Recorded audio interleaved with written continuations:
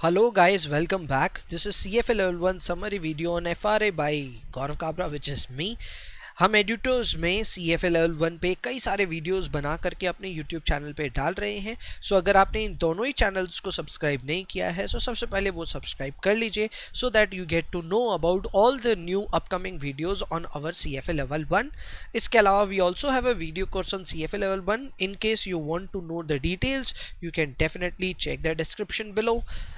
Let's get started off firstly with our topic today. तो आज का जो हमारा टॉपिक है वो है हमारा understanding cash flow statement. Now this is important but again यहाँ पे कुछ स्टैंडर्ड डिस्क्लेमर मुझे देने हैं, मैं सबसे पहले वो दे देता हूँ। सबसे पहले FRA में जैसे जैसे हम डिटेल्ड रीडिंग्स में जा रहे हैं या फिर और टेक्निकल रीडिंग्स में जा रहे हैं तो उस तरफ मेरा ये दायित्व बनता है, मेरा ये ड्यूटी बनता है कि मैं उन लोगों को पहले से सचेत कर दूं, पहले से एक डिस्क्लेमर दे दूं जो लोग सोच रहे हैं इन समरी वीडियोस को देख करके वो रीडिंग प्रिपेयर कर लेंगे। भाई कैंडिडेट्स, अगर आपने अभी तक कुछ भी नहीं पढ़ा है FRA का सो आई वुड रेकमेंड कि एक बार आप पढ़िए खुद से, तब आप समरी वीडियो देखिए, because now things are getting technical from here on. And अगर आपने समरी वीडियो शुरुआत में ही देखा है एंड इस उम्मीद में हो कि आपने समरी वीडियो देखा, बाद में आप तैयारी करोगे तो काफ़ी सारे दिक्कतें आ सकती हैं in the process. Still if you want to do it, it's your choice, I am no one to stop you. इसके अलावा डेफिनेटली दिस समरी वीडियो और these kind of summary notes are going to help everybody who is preparing for the level 1 examination. अब भले ही self study किया हो या फिर मैं वीडियो कोर्स लिया हो, आप सब के लिए ये समरी वीडियोस बहुत महत्वपूर्ण है, बहुत इंपॉर्टेंट है, because in very short span of time I try to find up pick up important points which are really relevant for your examination. ये तो हुआ हमारा समरी वीडियोस का एक बेसिक इंट्रोडक्शन जो कि मैं यूजुअली हर वीडियो में कहता हूं आपको। लेकिन अब इस पर्टिकुलर वीडियो के बारे में कुछ आपको बता दूं। आज हम बात कर रहे हैं कैश फ्लो स्टेटमेंट की, एंड फॉर्चुनेटली और unfortunately this reading has a lot of practicals here. Why fortunate? Because practicals is something that most of the people enjoy, but at the same time summary video में उन सब चीज़ों को cover करना मुश्किल होता है। सो यहाँ पे मैं आपको पहले ही कह देना चाहता हूँ that I will point out all the important formula, I will tell you all the important logics, but I will not take up any single practical here. कोई भी प्रैक्टिकल यहाँ नहीं लिया जाएगा। So that is going to be the limitation of this summary video. I hope you will acknowledge the fact that yes उतना करना possible नहीं है समरी में, बट अदरवाइज मैं सारे फॉर्मूले एक बार फिर से आपको ब्रश अप करवा दूंगा और सारे जो बाद बाकी थियोरेटिकल आउटलुक है वो सब आपके साथ शेयर करूंगा।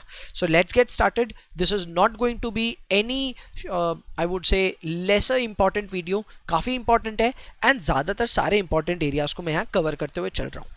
So let's get started with learning outcome A. Learning outcome A में बेसिकली हमें जानना है CFO, CFI और CFF के बारे में। आप अगर जानना चाह रहे हैं ये चीज़ें क्या होती हैं तो इनका नाम लिखे हुए हैं। Cash flow from operating activities are known as CFO, cash flow from investing activities are known as CFI and cash flow from financing activities are known as CFF। तो यहाँ पे इनका मतलब क्या है मैंने लिख रखा है, कोई भी इनफ्लो या आउटफ्लो जो कि ऐसे ट्रांजैक्शन से संबंध रखते हैं जो कि फर्म की नेट इनकम को इम्पैक्ट कर सकते हैं। अब यहाँ पे आपके रेवेन्यूज आ सकते हैं, इनकम्स आ सकते हैं, गेन्स आ सकते हैं एंड व्हाट नॉट। तो यहाँ पे अगर आपने कोई भी ऐसा ट्रांजैक्शन किया है जो कि फर्म के नेट इनकम को डायरेक्टली अफेक्ट करता है तो उन ट्रांजैक्शंस में हुए इनफ्लोज और आउटफ्लोज बेसिकली CFO होने के चांसेस हैं। अब यहाँ इनफ्लोज में कैसे कैसे एग्जाम्पल्स हैं एक बार देख लेते हैं। Number 1 example is cash collected from debtors. अगर मैं कैश कलेक्टेड फ्रॉम डेटर्स की बात करूं तो वो यहाँ आएगा ही, इंटरेस्ट एंड डिविडेंड रिसीव्ड आएगा, सेल फ्रॉम ट्रेडेड सिक्योरिटीज आएगा। इसके अलावा आपने सप्लायर्स को पेमेंट किया, that will be considered as an outflow. Operating expenses paid off in cash, that will be covered. Acquisition of trading securities, interest paid, taxes paid etcetera, everything will be a CFO item. Just in case आप यहीं पे थोड़े से confuse हो गए हो items को लेकर के, सो डोंट वरी, ये सब आइटम्स पे काफ़ी डिटेल्ड मैं यहाँ पे आपके लिए एक टेबल लाऊंगा जो आपको मदद करेगा। वो बस 2 मिनट में आपके सामने आ रहा है, तब तक आप बस एक बार इन चीज़ों को संभालने की चेष्टा करो। Next comes investing activities. Investing activities basically वो सारी एक्टिविटीज़ हैं जिनका ताल्लुकात आपके लॉन्ग टर्म एसेट्स या फिर में लॉन्ग टर्म इन्वेस्टमेंट से हो। यानी कि आपकी बैलेंस शीट में जब आप देखते हैं तो आपके जो नॉन करंट एसेट्स हैं, ज़्यादातर नॉन करंट एसेट्स से रिलेटेड जो ट्रांजैक्शंस होते हैं that results in some inflows और outflows that are considered as CFI। पूरा नाम है cash flow from investing activities. Examples भी यहाँ पे दिए हुए हैं। इनफ्लोज हो सकते हैं जब भी आप अपना कोई फिक्स एसेट बेचें या फिर में डेट सिक्योरिटीज या इक्विटी इंस्ट्रूमेंट्स जिसमें आपने इन्वेस्ट किया हुआ होगा उनको बेचें। ध्यान रखिए यहाँ पे आपकी खुद की डेट या खुद की इक्विटी इंस्ट्रूमेंट्स की बात नहीं कर रहा हूं मैं, यहाँ पे मैं बात कर रहा हूं about the investments that you have made in some other companies. Got the point. तो जब भी डेट सिक्योरिटीज या इक्विटी सिक्योरिटीज आप बेचेंगे तब फिर वो इनफ्लो है आपके लिए and that will be considered as CFI। वैसे ही खरीदते वक्त फिक्स एसेट को खरीदना या फिर इस तरह के डेट और इक्विटी इंस्ट्रूमेंट्स को खरीदना again is going to be your CFI। Next up is CFF. CFF are transactions that affect your capital structure, यानी कि कैपिटल स्ट्रक्चर में आपका आता है इक्विटी, आपका आता है डेट, आपका आता है प्रेफर्ड शेयर्स। सो बेसिकली इन तीन चीज़ों में अगर आपने पैसे रेज किए या फिर में पैसे वापस रीपे किए तो वो सारे आपके कैपिटल स्ट्रक्चर को अफेक्ट करते हैं and that is why these are known as CFF। पूरा नाम हुआ cash flow from financing activities. Inflows के तौर पे डेट इशू करना, इक्विटी इशू करना can be considered as a CFF inflow, और आउटफ्लो के तौर पे इक्विटी वापस रीपर्चेस कर लेना यानी कि बाईबैक, डिविडेंड पे करना और प्रिंसिपल रीपेमेंट करना अपने लोन इश्यूज पे, तो उन सारी चीज़ों को हम यहाँ पे CFF कंसिडर करते हैं। अब आते हैं इंपॉर्टेंट एस्पेक्ट पे जो कि है हमारा ये वाला टेबल।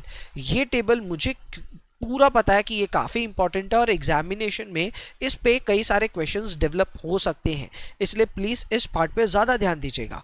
डिविडेंड्स रिसीव्ड जो होता है उसको गैप के हिसाब से CFO माना जाता है। इनफैक्ट इंटरेस्ट रिसीव्ड भी CFO होता है, इंटरेस्ट पेड CFF होता है और डिविडेंड्स पेड CFF होता है, ठीक है। और वहीं पे टैक्सेस पेड CFO होता है। So here we are given the list कि कौन सी चीज़ें क्या क्या होती हैं, ठीक है। तो गैप के हिसाब से ये ऐसा होता है, but IFRS gives you a lot many options. So you have got options for dividend paid, dividend received, interest received and interest paid. And taxes paid के लिए बहुत ही इंटरेस्टिंगली आपको बहुत सारे ऑप्शंस दिए हुए हैं, CFO, CFF एंड CFI। तो यहाँ पे आपको जो ऑप्शंस हैं वो बेसिकली ये बोलते हैं कि अगर कोई ऑपरेशनल आइटम से रिलेटेड आपने टैक्स पे किया है तो that will be considered as CFO। अगर आपने फाइनेंसिंग के दौरान कोई टैक्स पे किया है then that will be CFF। और अगर इन्वेस्ट करने के दौरान अगर कोई कैपिटल गेन वगैरह का कोई टैक्स पे आपने किया है that will be considered as CFI। तो ये काफ़ी इंपॉर्टेंट है ये वाला एरिया। बाद बाकी ये सारी चीज़ें आप एक बार चेक कर लीजिएगा, हर बुक में आपको ये मिल जाएगी table. So that will be very important, एग्जामिनेशन के लिए काफ़ी इंपॉर्टेंट है। And I can possibly sense of error here. हो सकता है यहाँ एक छोटा सा एरर हो जो मैं फिलहाल बोलना नहीं चाह रहा हूँ, लेकिन यस एक छोटा एरर यहाँ पे हो सकता है। सो बीवेयर ऑफ दैट, मुझे उसके लिए माफ़ कीजिएगा, हो सकता है गलती में लिख दिया हो मैंने। अभी आते हैं लर्निंग आउटकम बी में। लर्निंग आउटकम बी जो है वहाँ पे हम बात कर रहे हैं about certain transactions which are not actually covered in cash flow statement but rather disclosed by way of footnotes. ये चीज़ काफ़ी इंटरेस्टिंग है, समझने लायक है कि यहाँ पे आप कैश फ्लो स्टेटमेंट्स जो हैं उनमें उनको इनकॉर्पोरेट नहीं करते हो। एग्जाम्पल्स क्या है? एग्जाम्पल है अगर आपने कोई परचेज किया एसेट और उसके बदले लोन लिया है सेलर से ही, तो फिर वो ना आपके CFI में आएगा ना CFF में आएगा। बात ध्यान रखिएगा, ठीक है। दोनों ही ट्रांजैक्शंस रिपोर्ट नहीं होंगे। ऐसा क्यों हो रहा है समझिए, क्योंकि आपका ना कोई इनफ्लो एक्चुअल में हुआ ना कोई आपका आउटफ्लो हुआ, and for that reason you are neither recording CFI nor recording CFF। तो यहाँ पे दो ट्रांजैक्शंस हुए ज़रूर हैं लेकिन वो CFS में आएंगे नहीं, it will be separately disclosed in the footnotes. Next, इसी तरह डेट और इक्विटी को आपस में कन्वर्ट कर लेना, डेट से इक्विटी में कन्वर्जन जब होती है, सो ऐसे में माना जा सकता है that you have repaid your debt and you have raised your equity. So देखा जाए तो यहाँ पे दोनों CFF ट्रांजैक्शन रिपोर्ट होने चाहिए, बट आप दोनों ही ट्रांजैक्शन रिपोर्ट नहीं करते। Again not covered in CFS but separately covered in the footnotes. Next up is learning outcome C and D। Talking of learning outcome C and D, यहाँ पे हम लोग बात कर रहे हैं दो मेथड्स के। जब भी हम कैश फ्लो स्टेटमेंट्स बनाते हैं तो हम दो मेथड्स फॉलो करते हैं। Number 1 is direct method, number 2 is indirect method. ये ज़्यादा पॉपुलर है, ठीक है, तो इसके बारे में तो आप काफ़ी कुछ जानते ही होंगे। सो पहले एक बार डायरेक्ट मेथड के बारे में बात करते हैं। डायरेक्ट मेथड बेसिकली एक ऐसा मेथड है जिसमें आप इनकम स्टेटमेंट जो कि एक्रूअल बेसिस से प्रिपेयर होता है एक्चुअली उसको कैश बेसिस में कन्वर्ट कर देते हो। यहाँ पे हम सारी चीज़ों को ना कैलकुलेशन ऐसे करते हैं कि हमारा कैश कहाँ से आया और कहाँ गया। ये बहुत सीधा साधा मेथड है। आप सिर्फ रिसीट और पेमेंट पे अगर ध्यान देंगे तो आपका डायरेक्ट मेथड से कैश फ्लो स्टेटमेंट बन जाएगा। अगेन थियोरेटिकली इसको समझना है तो बहुत अच्छी बात है। यूजुअली हम जो इनकम स्टेटमेंट बनाते हैं उनको हम एक्रूअल बेसिस से बनाते हैं। एक्रूअल बेसिस में लेजर्स वगैरह बना करके मिसिंग फिगर्स को फाइंड करके हम उसे कैश बेसिस इनकम स्टेटमेंट बना सकते हैं, यानी कि एक तरह से रिसीट एंड पेमेंट बना सकते हैं, and that will be considered as our direct method. इसके अलावा सेकेंड पॉइंट जिसमें सब लोग गलती करेंगे मुझे पता है, वो ये है कि out of these two methods which method provides more information. तो जवाब है इसका डायरेक्ट मेथड। यस, ज्यादातर लोगों को लगता है इनडायरेक्ट मेथड ज्यादा इंफॉर्मेशन प्रोवाइड करता है, which is wrong. It is the direct method that provides more information than indirect method. तो ये एक इंपॉर्टेंट पॉइंट है, अधिकतर बच्चे इधर गलती करते हैं, इसलिए इस चीज को थोड़ा ध्यान ज्यादा देना है। तीसरा पॉइंट आपको ये बोलता है कि गैप में देयर इज अ रिक्वायरमेंट कि अगर आपने डायरेक्ट मेथड से सीएफएस बनाया है तो आपको इनडायरेक्ट मेथड भी शो करना पड़ेगा। जिसे डायरेक्टली नहीं बोला गया कि आपको इनडायरेक्ट मेथड बनाना होगा, लेकिन एक रिकंसिलेशन की रिक्वायरमेंट डाल दी गई है ना। ये रिकंसिलेशन किन किन चीज के बीच में है? नेट प्रॉफिट के बीच में और सीएफओ के बीच में है। और जहां तक मेरी बुद्धि दौड़ती है, नेट इनकम से सीएफओ की अगर आप कहानी समझाओगे तो वो पूरा इनडायरेक्ट मेथड ही हो जाता है। यानी कि ये कहना गलत नहीं होगा कि अगर आप गैप फॉलो कर रहे हो और अगर आप सोचते हो कि आप डायरेक्ट मेथड यूज करोगे, then you would not be a happy person, because ऐसा करते हुए आप ज्यादा इंफॉर्मेशन भी दे रहे हो, ठीक है, मेहनत कर रहे हो एक्रूअल को कैश बेसिस में कन्वर्ट करने का, और उसके बाद में आपको रिकंसाइल भी करके दिखाना होगा, यानी कि इनडायरेक्ट मेथड भी शो करना होगा। बहुत सारे डिसएडवांटेजेस हैं, and that is why direct method is not popular. हालांकि ये रिकंसिलेशन की रिक्वायरमेंट आईएफआरएस में नहीं है। इनडायरेक्ट मेथड वहीं पे काफी सुलझा हुआ है, लेकिन बनाने में ऑब्वियसली डिफिकल्ट है। वो ये है कि यहाँ पे जो स्टार्टिंग पॉइंट है वो होता है बॉटम लाइन, यानी कि you start of with your net profits. अभी 2 ही मिनट में मैं आपको फॉर्मेट दिखा दूंगा पूरा, तो आपको अंदाजा लग जाएगा। So we are basically starting off with our bottom line here, which is also known as net profit या फिर profit after tax, and then here we are trying to focus on the link between income statement and CFO. So ये basically मैं कह सकता हूँ जो reconciliation की हम बात कर रहे थे, ये लगभग वैसा ही कुछ है। एंड ऑब्वियसली ये सबसे ज़्यादा फॉलो होता है, क्योंकि अगर आपने ये यूज़ किया है तो आप एक तो लेस इंफॉर्मेशन प्रोवाइड करते हो, दूसरा इसके अलावा आपका जो रिकंसिलेशन का रिक्वायरमेंट है वो है ही नहीं यहाँ पे, and that is why this is more popular method. Next है लर्निंग आउटकम EFNG, जिसको सबको मिला करके आपके सामने यहाँ पे मैंने फॉर्मेट रख रखा है। डायरेक्ट मेथड का फॉर्मेट है ये, इनडायरेक्ट मेथड का ये है। बहुत सिंपल है। डायरेक्ट मेथड में आप बेसिकली अपनी रिसीट्स और अपने पेमेंट्स को यहाँ पे फाइंड कर रहे हो, जो कि आपके ऑपरेशनल पॉइंट ऑफ व्यू से हैं। सो रिसीट में आपका मेन एक ही रिसीट है जिसको यहाँ पे शोकेस किया गया है, वो है the cash collected from the customers. So अगर आप अपने कस्टमर से कोई कैश कलेक्ट कर रहे हो, आप यहाँ शो करो। इसके अलावा आपने production activity, operational expenses, interest और टैक्सेस के लिए जो पैसे दिए हैं वो आप यहाँ पे शो कर दो, ठीक है। तो इतना सब कुछ शो करने के बाद जो लास्ट में आपका रेजिडुअल फिगर आया, that is known as CFO। Now this is not difficult to understand, क्योंकि अगर देखा जाए तो कैश कलेक्टेड फ्रॉम कस्टमर्स ये एक्चुअल में कैश कॉन्सेप्ट है, पर अगर इसी का मैं एक्रूअल कॉन्सेप्ट बताऊं तो वो होगा सेल्स। क्लियर है? मैं सिर्फ रिलेट कराने के लिए बता रहा हूँ। Then we have production activity के लिए पेड कैश, इसको अगर मैं एक्रूअल पे बताऊं तो it is COGS। What you get? Gross profit. Gross profit में से आप कैश ऑपरेटिंग एक्सपेंसेस माइनस कर रहे हो, जैसे हम भी अगर अपने ऑपरेटिंग एक्सपेंसेस माइनस करें, जिसे हम एडमिनिस्ट्रेटिव एंड सेलिंग ओवरहेड्स बोलते हैं, ठीक है, मैं सब एक्रूअल से कनेक्ट करा रहा हूँ आपको, तो आता आपका EBIT। क्लियर है? एंड EBIT में से इंटरेस्ट और टैक्स अगर आप माइनस कर दो, देन यू गेट PAT। सो एक तरह से देखा जाए तो एक्रूअल बेसिस में भी यही कॉन्सेप्ट फॉलो हो रहा है। When you are going into a journey from sales to PAT, वैसे ही अगर हम डायरेक्ट मेथड में CFO की कैलकुलेशन देखें तो वो भी स्टार्ट होती है from our receipts from customers and ends with CFO। So related है ये सारे मैटर्स, बट ऑब्वियसली आपको फॉर्मेट याद होना चाहिए। CFO का फॉर्मेट ये रहा ऊपर वाला। Next up is CFO as per indirect method, where you are starting off with your net income and then you are adding on your net non cash items actually, जो कि depreciation type के items हैं, उनको आप add back करोगे। Non operating items यानी कि कोई भी अगर आपके CFI या फिर CFF से रिलेटेड आइटम्स हैं तो वो सब आप यहाँ पे वापस ऐड बैक करोगे। आपने जो प्रोविजंस बनाए हैं उनको यहाँ ऐड बैक करोगे, एंड प्रोविजंस के अगेंस्ट जो एक्चुअल एक्सपेंसेस हुए हैं उनको यहाँ लेस करोगे। एग्जाम्पल के तौर पर अगर आपने provision for bad and doubtful debt बनाया था तो आप उसे ऐड करोगे और एक्चुअल में जो आपके बैड डेट्स हुए हैं उसको आप यहाँ पे लेस करोगे। Got the point? सो इस तरह से हम लोग यहाँ पे अपना नेट इनकम कैलकुलेट करते हैं and we do these calculations. जब इतनी कैलकुलेशन हम करते हैं then we end up with CFO before working capital changes और एडजस्टमेंट। फिर आप वर्किंग कैपिटल के लिए एडजस्टमेंट करते हैं। करंट एसेट का decrease is considered as an increase in the cash flows, current liabilities की increase is considered as an increase in cash flows and similarly current assets का increase and current liabilities का decrease ये आप less में डालोगे। जब आप इतनी एडजस्टमेंट्स करोगे then you will get your CFO under indirect method. ये वाला जो एरिया है ये थोड़ा सा कॉन्सेप्चुअल है, ध्यान दीजिएगा वर्किंग कैपिटल किस तरह इंपैक्ट करता है। मैं ट्राई करूंगा अगर नेक्स्ट स्लाइड में जगह है तो शो करने की। चलो जगह है मेरे पास, मैं शो कर देता हूँ किस तरह से याद रखें। देखिए ये बैलेंस शीट है, ठीक है। एक बार मान लेते हैं कि अपना कैश बढ़ने के लिए क्या क्या रिक्वायरमेंट्स हम पूरी कर सकते हैं। तो देखिए कैश बढ़ने के लिए एक काम तो ये हो सकता है कि हमारे करंट एसेट्स कम हो जाएं। अगर करंट एसेट्स कम हो जाएं तो हमारा कैश बढ़ जाएगा, या फिर दूसरा तरीका है हम अपनी करंट लायबिलिटी को बढ़ा लें। Got the point? ये एक तरीका है।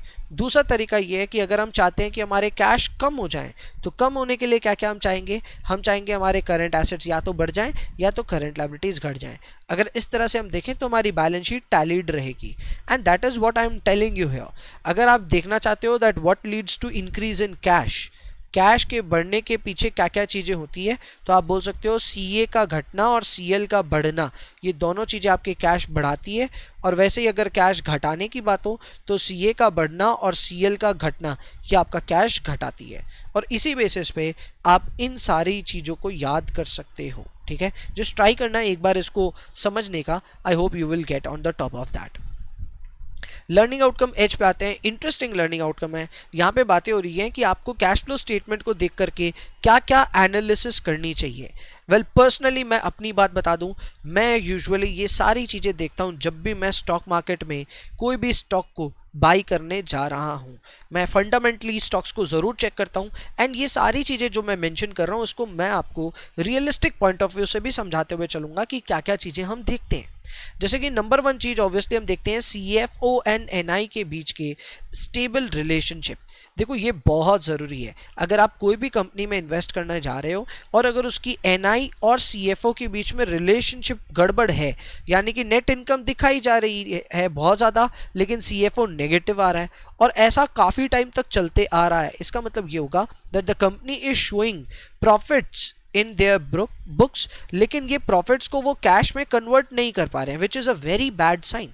इस चीज़ में और भी चीज़ें चेक की जा सकती है। You can also see tax का प्रोविजन वर्सेस टैक्स का पेमेंट। अगर आप ये चीज़ें चेक करते हो तो आपको समझ में आता है what is the disconnect between accruals and cash and that can actually save you from a very big disaster. तो ये चीज़ तो हमेशा चेक करनी चाहिए कि there should be a stable relationship between CFO and NI. इसके अलावा second point is CFO should be greater than CFI which is a good sign for a growth company. Growing companies की CFI requirement काफ़ी aggressive होती है and अगर ऐसी companies अपनी CFI की रिक्वायरमेंट को अपने सीएफओ से ही फुलफिल कर लें देन इसका मतलब ये होता है कि कंपनी अपने इंटरनली जनरेटेड फंड से ही अपनी सारी इन्वेस्टमेंट की रिक्वायरमेंट्स को पूरा कर सकती है which again is considered very good. CFI indicates growth, ये तो बात है ही। अगर कोई कंपनी सीएफआई दिखा रही है अपने बुक्स में तो फिर वो ग्रोथ का प्रतीक होता है।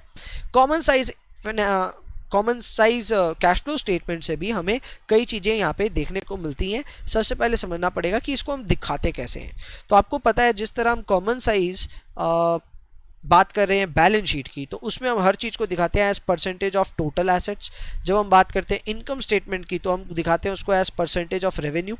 वैसे ही अगर मैं यहाँ पे कैश फ्लो स्टेटमेंट्स की बात करूँ तो इसकी दो तरह से प्रेजेंटेशन हो सकती है। या तो आप इसको परसेंटेज ऑफ रेवेन्यू ही दिखा दो या फिर आप इसे परसेंटेज ऑफ इनफ्लो या फिर परसेंटेज ऑफ आउटफ्लो करके दिखाए सेपरेट। कैसे देखिए यहाँ पे पहला तरीका ये है कि सारे आइटम्स को आप परसेंटेज ऑफ रेवेन्यू दिखा दो, या फिर दूसरा तरीका ये है कि आप इनफ्लोज को परसेंटेज ऑफ टोटल इनफ्लोज दिखा दो और आउटफ्लोज को परसेंटेज ऑफ टोटल आउटफ्लोज दिखा दो। अगर आप इस तरह से ये काम कर रहे हो तो आपका सीएफएस का प्रेजेंटेशन वेल मेंटेन्ड रह सकता है। Finally, I think this is the final learning outcome where we are talking about learning outcome आई जहाँ पे CFF और CFFE का बात हो रहा है। जी हाँ, यहाँ पे आप देख सकते हो कि ये चीज़ें क्या होती हैं। सबसे पहले FCFF जो है उसका फुल फॉर्म है free cash flow to the firm, और FCFE है जिसका मतलब है free cash flow to the equity. ये देखो बहुत कॉमन चीज़ें हैं, इसको आप आगे जाके सीखेंगे कि किस तरह FCFF को, सारे FCFF को अगर आप KO से डिस्काउंट कर दो then you will get the value of the firm, and वैसे ही FCFE को अगर आप KE से डिस्काउंट कर दो you will get your value of equity. So that can be done. ये सब चीज़ें हम फ्यूचर में सीखेंगे, प्रोबेबली लेवल 2 सीखेंगे या फिर लेवल 1 में भी है इक्विटी में थोड़ा बहुत, इक्विटी वैल्यूएशन में, सो वहाँ हम सीखेंगे। बट ऑब्वियसली उससे पहले ये जानना बहुत ज़रूरी है कि ये FCFF और FCFE होता क्या है। तो देखिए ये जो FCFF है ये बेसिकली होता है cash available to all the investors in both equity owners and debt owners, यानी कि ये वो पैसा है जो इक्विटी ओनर्स और डेट ओनर्स दोनों के लिए कमाया गया है। गॉट द पॉइंट, दोनों के लिए ये पैसा कमाया गया है, इसे हम कहते हैं FCFF। इसको अगर आप देखेंगे तो इसको कैलकुलेट करने का पहला तरीका ये है कि अपनी नेट इनकम लीजिए, उसमें NCC जोड़ दीजिए। NCC जोड़ने का मतलब ये हो गया कि आपने यहाँ पे नॉन कैश आइटम्स जो हैं उनको यहाँ पे जोड़ दिया है। इसके अलावा आप इसमें से इंटरेस्ट माइनस करते हैं आफ्टर टैक्स बेसिस पे। Now this is crucial. Why this is crucial? Because you are trying to find cash available for all investors, यानी कि आपकी नेट इनकम में से जो इंटरेस्ट माइनस होया हुआ है आपको उसको बेसिकली ऐड बैक करना पड़ेगा, because you are finding a cash flow for all ना, तो इसमें इंटरेस्ट को पहले से माइनस करने की दरकार नहीं है। But when you add back interest you will always have to add back on after tax basis. Free cash flow investments, sorry fixed capital investments और वर्किंग कैपिटल इन्वेस्टमेंट्स को यहाँ से माइनस किया जाता है। ये दोनों खर्चे आप मान सकते हैं सस्टेनेबिलिटी के लहजे से यहाँ पे लिखे हुए हैं। क्लियर है? Every year the business has to invest a little more on fixed capital and a little more on working capital as well. So उसकी जो एक्स्ट्रा रिक्वायरमेंट आ रही है वो रिक्वायरमेंट को भी पूरा कर दीजिए, तब जाकर के जो पैसा बचेगा वो हमारे इक्विटी ओनर्स और डेट ओनर्स के लिए बचेगा। So that is how we completely see this picture. इसके अलावा FCFF का दूसरा फॉर्मूला है जिसमें हम लेते हैं CFO, इंटरेस्ट ऐड करते हैं आफ्टर टैक्स बेसिस पे, और फिक्स्ड कैपिटल इन्वेस्टमेंट को यहाँ पे माइनस करते हैं। यहाँ पे ऐसा इसलिए हो रहा है बिकॉज CFO का खुद का जो फॉर्मूला है वो है CFO is equal to net income plus NCC minus working capital investment.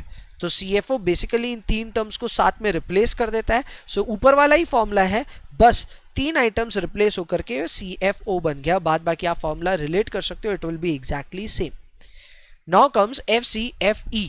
Talking of FCFE, then we are talking about the cash available to only equity owners now. तो जब हम इक्विटी ओनर्स की बात करें तो अब इंटरेस्ट को add back करने की दरकार नहीं है। सो यहाँ पे अगर आप फॉर्मूला देखेंगे तो we are starting off with net income, we are adding non cash items such as depreciation and all those things, but we have not added interest back. देखिए शुरुआत में जो इंटरेस्ट ऐड हो रहा था FCFF के केस में, that has not been added back in FCFE because now we are finding cash for equity owners. So interest जो पहले से माइनस है उसको माइनस रहने दीजिए, वापस ऐड बैक करने की दरकार नहीं है। बट अगेन सस्टेनेबिलिटी के लिए जो खर्चे करने होते हैं वो तो करेंगे ही। And one more extra thing that is to be taken here is the net borrowings. So debt वालों से कितने पैसे आए और कितने पैसे गए उसकी अकाउंटिंग करेंगे, so that we get to know what is the cash available with the equity owners. So net borrowing हम लोग यहाँ पे एक एडिशनल आइटम ऐड करते हैं। अगेन इसमें अगर हम तीन आइटम्स को रिप्लेस कर दें विच आर दीज आइटम्स, तो CFO यहाँ पे लिख सकते हैं फॉर्मूले में। ऑब्वियसली CFO यहाँ पे लिखने के साथ साथ हमारा NI, NCC और वर्किंग कैपिटल का हमने हिसाब लगा लिया। So it become CFO minus fixed capital investment plus net borrowing. So these are the formulas with respect to FCFF and FCFE. इसके अंडरलाइंग लॉजिक को मैंने थोड़ा बहुत रिवाइज कराने का चेष्टा अगेन किया है एंड आई होप आपको इससे फायदा मिला होगा। So that marks the end of this video. Goes without saying, अगर आपको हमारा काम अच्छा लगता है तो लाइक, शेयर और कमेंट जरूर करें, चैनल को सब्सक्राइब करें and thank you for watching this video. इसके अलावा अगर आप वीडियो कोर्स से संबंधित कुछ भी जानना चाहते हैं, डिस्क्रिप्शन में इंपॉर्टेंट लिंक्स आपका वेट कर रही हैं। You can just check the description below और contact us on WhatsApp number given here. So that's it. I'll see you then. मिलते हैं नेक्स्ट वीडियो में, तब तक के लिए अपना ध्यान रखें एंड पढ़ाई करते रहें।